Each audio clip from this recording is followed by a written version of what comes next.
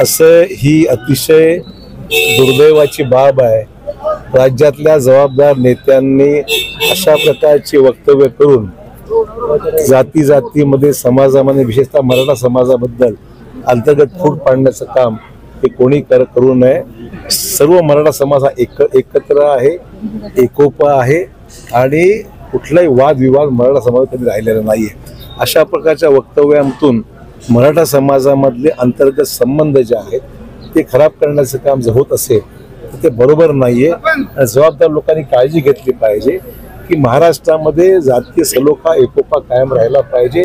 निवडणूक आज आहे, उद्या संपून जाईल, पण जी दरी निर्माण होते या सगळ्या निमित्ताने ही वर्षानुवर्ष तशीच राहते आणि म्हणून मराठा समाज असो किंवा अन्य कुठलाही समाज असो त्यामध्ये अंतर्गत फूट पडण्याचं काम कोणी करू नये अशी माझी विनंती आहे। डोक्यामध्ये या इलेक्शनच्या वेळेस पूर्णपणे खूणगाठ बातली पाहिजे की मी ओबीसीलाच मतदान देणार आणि ओबीसीला मतदान देत असताना कुणबी मराठ्याला मतदान देणार नाही। त्या का इथला असणारा कुणबी मराठा जो आहे तो डबल भूमिका करतो।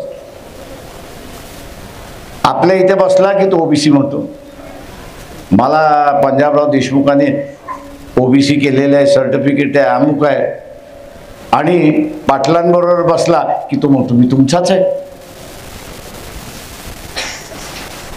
तुमचाच आहे।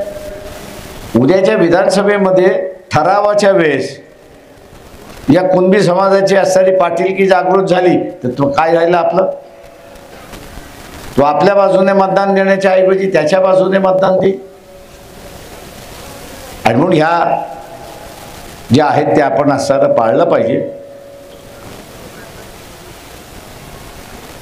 की आपल्याला असणारा ओबीसी मधला जो तेली आहे, माळी आहे, कुणबी आहे, लोहार आहे, सोनार आहे, धनगर आहे, बंजारा आहे, वंजारी आहे, लिंगायत आहे, याच समूहातल्या माणसाला आपल्याला उमेदवारी, याच समूहातल्या उमेदवाराला तर आपल्याला मतदान त्या ठिकाणी द्यायचं आहे आणि त्याला प्रचंड मताने जिंकवाल ही अपेक्षा मी बाळगतो।